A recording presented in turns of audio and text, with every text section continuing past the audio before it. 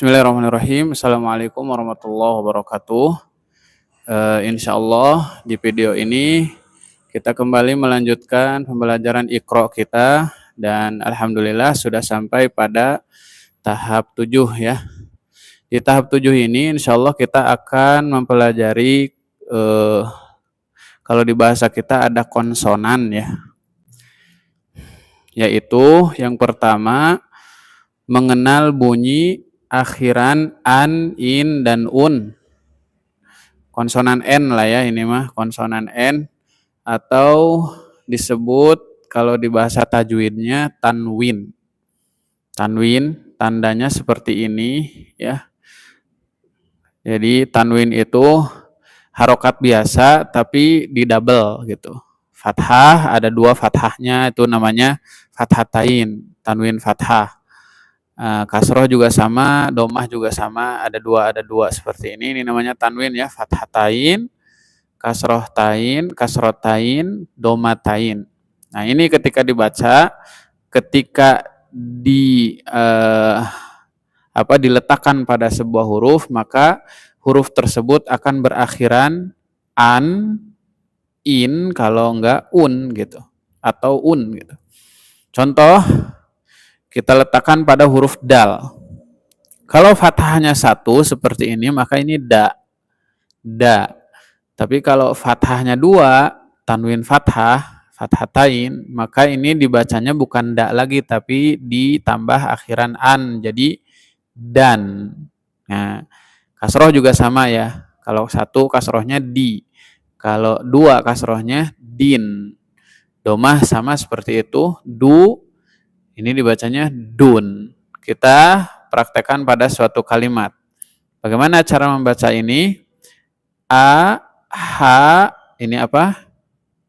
Betul, dan. Ya bukan da, tapi ditambah akhiran n, dan. Jadi kita baca ahadan. Ini ha, panjang hanya. Si, ini din, dibaca hasidin.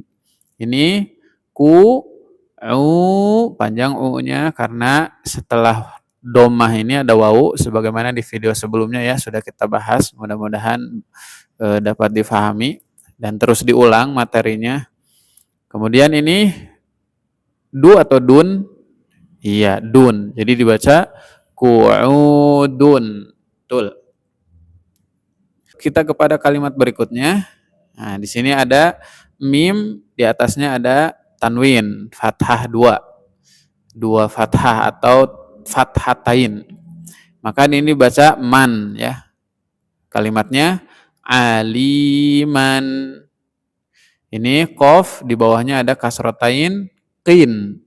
Maka kalimatnya ghasiqin. Run. Kalimatnya ghafurun. Nah, itu seperti itu ya. Jadi ini double harokat lah gitu ya. Nah, secara gampangnya double harokat. Maka kalau ada double harokat seperti ini, dikasih akhiran n ya. Kalau fathah da, kalau double jadi dan, kalau kasroh di, kalau double jadi din, kalau domah du, kalau double jadi dun gitu. Kita lanjut ke contoh berikutnya. Kita baca ya sama-sama. Sami'an adzabin lahafizun. Tetap diperhatikan panjang pendeknya ya. Kalau ada yang belum paham bagaimana cara memanjangkan sebuah huruf atau harokat pada sebuah huruf, maka silahkan diulang terus videonya, ada di playlist pembelajaran Iqra. Lanjut, azizan bihurin ta'amun. Baik, kita ke kalimat yang lebih panjang. Kalimat pertama, bagaimana ini cara bacanya? Jadi yang ada double harokat seperti ini dikasih akhiran an. Kita baca latifan khabira. latifan khabira. Kalimat kedua, kadzibatin khati'atin. Kalimat ketiga, qanitatun hafizatun. Oke, silakan diulang-ulang ya. Baik, yang berikutnya. Sekarang kalau tadi kita mengenal akhiran an, in, dan un atau konsonan n ya. Sekarang kita akan masuk ke bunyi konsonan y dan w ya. Ai dan au.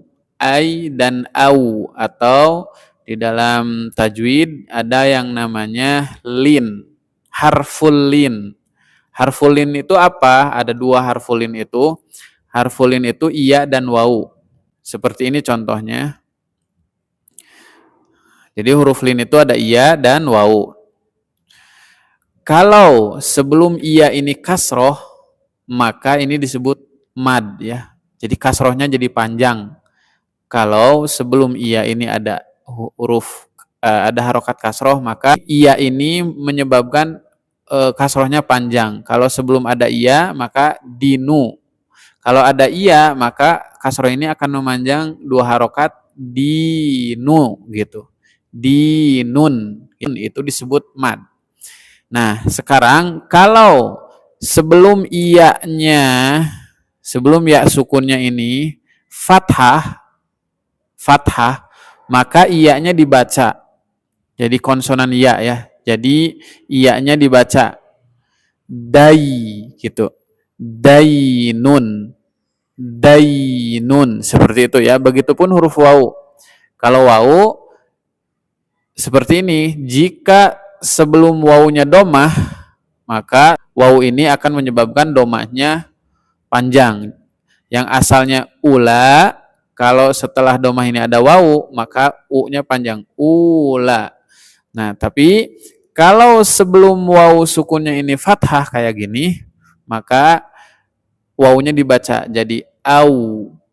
Aula. Aula. Seperti itu ya, mudah-mudahan difahami. Kalau tidak paham silahkan diulang lagi. Baik. Kita terapkan ke kalimat. Nah, di sini ada kalimat, dua kalimat ke bawah untuk huruf ya. Jadi ingat ya, setelah iya atau setelah wawunya itu fathah. Setelah iya atau wawunya itu fathah. Ya sukun dan wawu sukun. Seperti kalimat berikut untuk contoh untuk iya. Ini dibaca laisa. Laisa. Ini ghairo. Jadi untuk huruf pertama ini dibaca sebagaimana harokat yang ada ya. Ini kan fathah la. Nah, masuk ke iya sukunnya, iya-nya dibaca lai. Laisa ghairo. Untuk wawu contohnya lauhin qaulan. Nah, coba kita praktek ke kalimat yang lebih panjang. Kita baca ini dulu. Aula laka fa aula. Aula laka fa aula. Kalimat berikutnya, yaqulu ya laitani. Kalimat berikutnya, yauma idzin khashi'atin. Kalimat berikutnya, tayron ababil. Atau kalau mau dihidupkan, harokatnya kita hidupkan saja, harokat di huruf terakhirnya. Tayron ababila. Ini huruf linnya ya.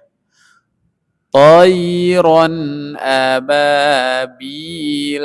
Jadi kalau sebelum sebelum wawu sukun atau iya sukunnya itu berharokat baris di atas, baris berbaring di atas fathah, maka wawu sukun dan iya sukunnya dibaca.